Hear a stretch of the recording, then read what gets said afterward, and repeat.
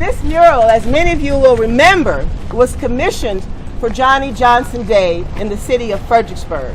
The Rappahannock Arts Council commissioned getting this done, and it was refurbished about 1 year ago. But at the time, there was no indicator of who this amazing individual was.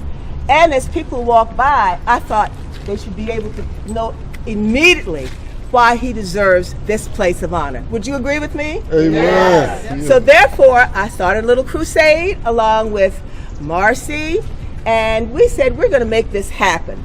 Today it is.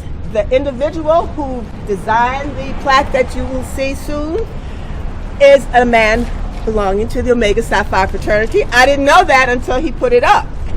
And he also is a person who secured the material from Mexico. It is a marvel. It is a beautiful, beautiful item that we hope you will enjoy.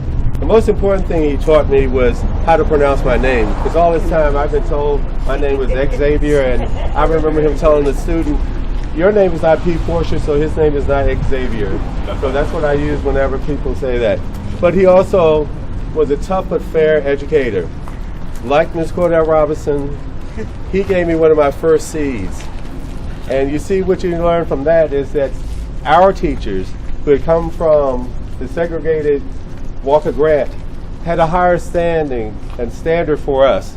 And they made you work hard and hard and hard to earn what you deserve to get. And so I'm grateful to him and all the other teachers like that. Johnny P. Johnson was among the best anywhere to enrich the students, specifically of the Fredericksburg City Public Schools, and to give them a sense of stability as they pursued whatever career they desired.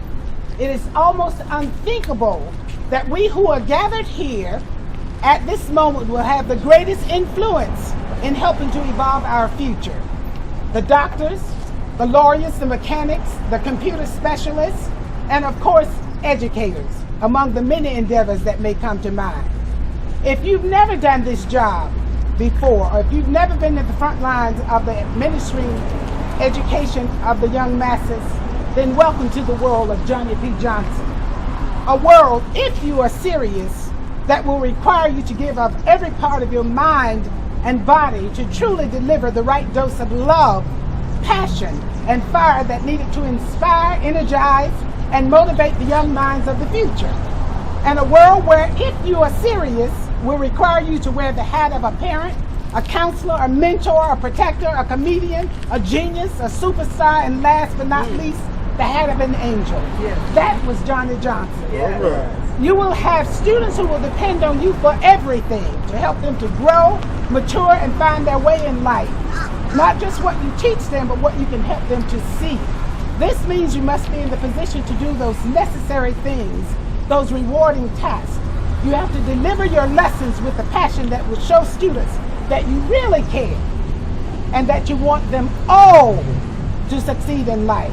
In fact, the joy of teaching will ultimately shine through even if every day is not the best.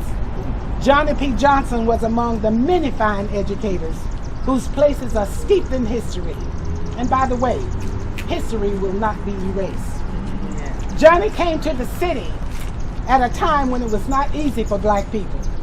But he stood his ground, educating the masses, not only in the world of art, but in literature, public speaking, activism, sports, both as a player and a coach, church work, right down there.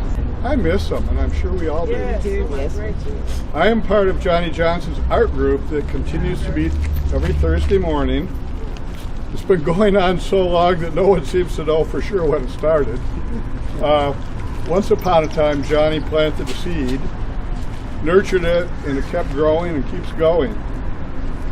Johnny's whole life to me was about planting seeds and nurturing their growth. None of us can paint like Johnny, but the lessons about art and life that he taught us are still with us every Thursday morning.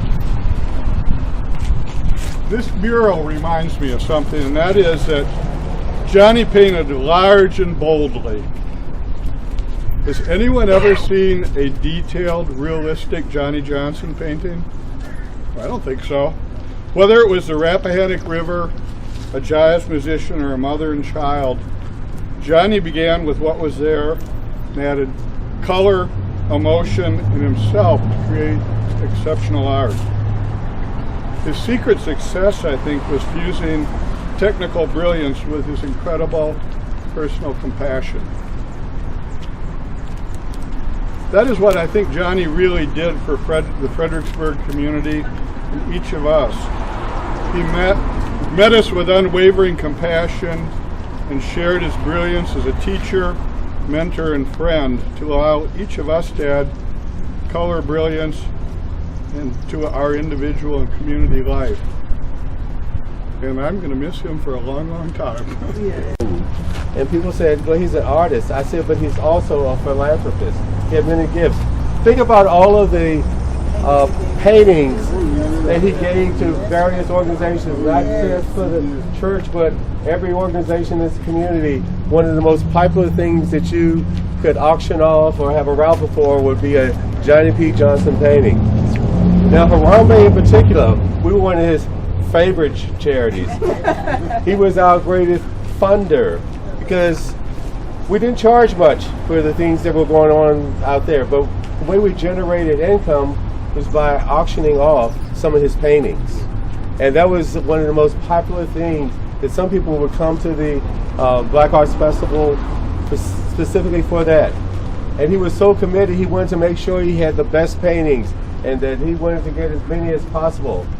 So it's not unusual to have some of the paintings still wet. They're not quite dry yet. So if you purchased it, we ask you enjoy the rest of the festival for the next 4 hours, get a fish sandwich and all of that, and then hopefully it'll be dry by the time you leave. But that was the man, Mr. Johnson. He was a selfless individual.